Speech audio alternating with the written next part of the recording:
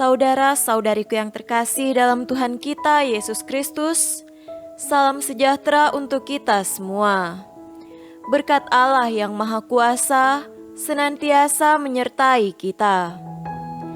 Marilah kita mendengarkan dan merenungkan bacaan-bacaan kitab suci hari Kamis 4 Maret tahun 2021.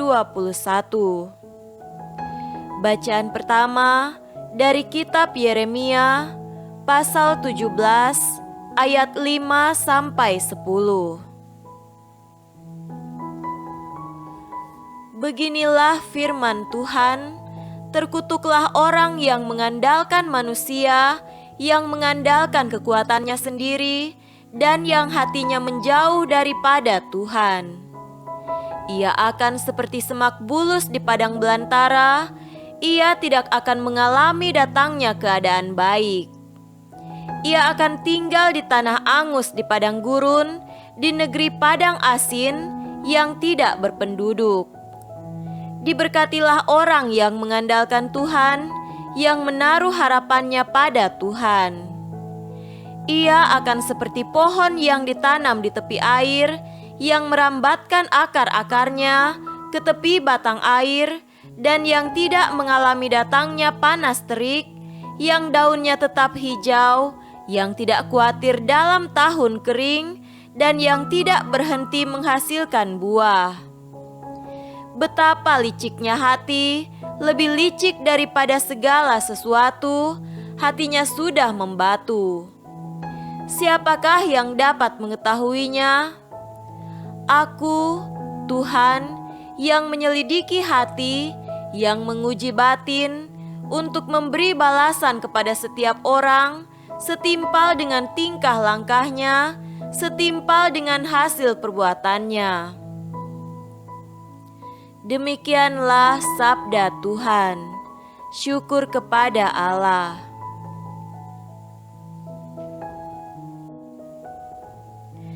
Tuhan beserta kita sekarang dan selama-lamanya. Inilah Injil Yesus Kristus menurut Lukas. Dimuliakanlah Tuhan.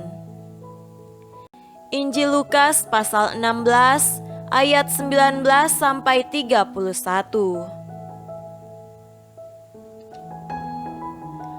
Ada seorang kaya yang selalu berpakaian jubah ungu dan kain halus, dan setiap hari ia bersukaria dalam kemewahan.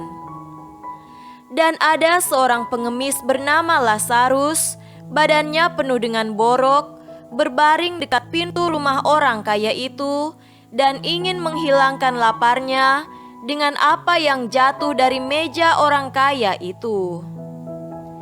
Malahan anjing-anjing datang dan menjilat boroknya. Kemudian matilah orang miskin itu, lalu dibawa oleh malaikat-malaikat ke pangkuan Abraham. Orang kaya itu juga mati, lalu dikubur.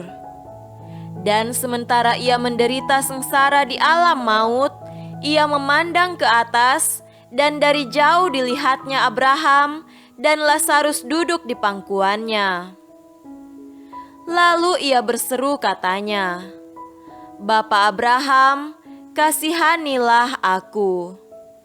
Suruhlah Lazarus supaya ia mencelupkan ujung jarinya ke dalam air dan menyejukkan lidahku, sebab aku sangat kesakitan dalam nyala api ini." Tetapi Abraham berkata, "Anak, ingatlah bahwa engkau telah menerima segala yang baik sewaktu hidupmu, sedangkan Lazarus segala yang buruk. Sekarang ia mendapat hiburan, dan engkau sangat menderita. Selain daripada itu, di antara kami dan engkau terbentang jurang yang tak terseberangi, supaya mereka yang mau pergi dari sini kepadamu, ataupun mereka yang mau datang dari situ kepada kami, tidak dapat menyeberang." Kata orang itu, "Kalau demikian, aku minta kepadamu, Bapa, supaya engkau menyuruh dia ke rumah ayahku, sebab masih ada 5 orang saudaraku, supaya ia memperingati mereka dengan sungguh-sungguh, agar mereka jangan masuk kelak ke dalam tempat penderitaan ini.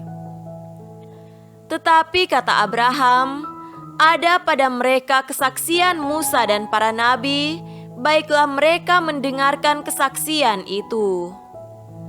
Jawab orang itu, "Tidak, Bapak Abraham, tetapi jika ada seorang yang datang dari antara orang mati kepada mereka, mereka akan bertobat." Kata Abraham kepadanya, "Jika mereka tidak mendengarkan kesaksian Musa dan para nabi, mereka tidak juga akan mau diyakinkan, sekalipun oleh seorang yang bangkit dari antara orang mati." Demikianlah Injil Tuhan. Terpujilah Kristus.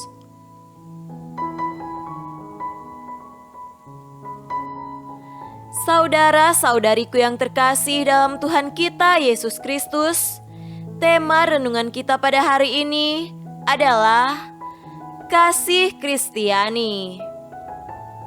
Sangat mudah untuk berpikir bahwa apa yang kita miliki adalah karena pahala di pihak kita, dan bahwa mereka yang kurang beruntung dari kita tidak pantas mendapatkan anugerah yang sama.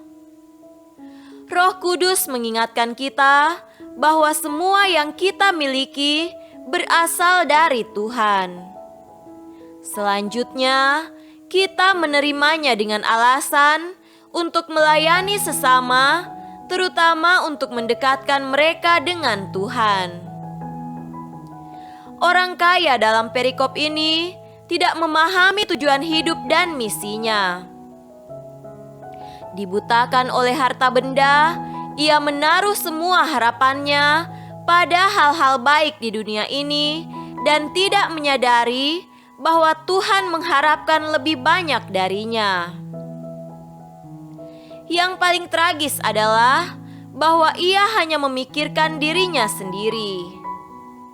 Ia begitu terbiasa dilayani sehingga ia mempertahankan sikap ini bahkan hingga di akhirat.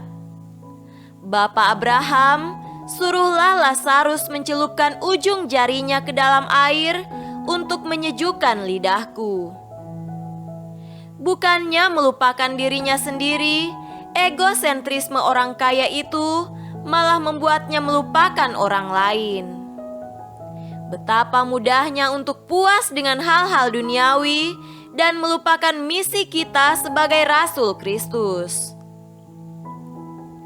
Saudara-saudariku terkasih, ingatlah selalu bahwa kita sejatinya hidup hanya bagi Allah dan orang lain.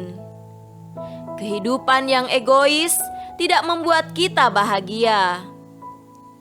Itu adalah undangan bagi kita masing-masing untuk menjalani semua konsekuensi dari panggilan kita sebagai pengikut Yesus. Kita harus meyakinkan diri kita sendiri tentang kebenaran ini. Tanpa kerjasama, kita yang setia dan konstan, Yesus Kristus tidak dapat melakukan apa yang telah Dia rencanakan untuk kita lakukan. Kita adalah tangan, kaki, mata, roh dan hati Yesus Kristus. Kita adalah saluran dan perantara lewat mana Yesus mengkomunikasikan dirinya kepada umat manusia.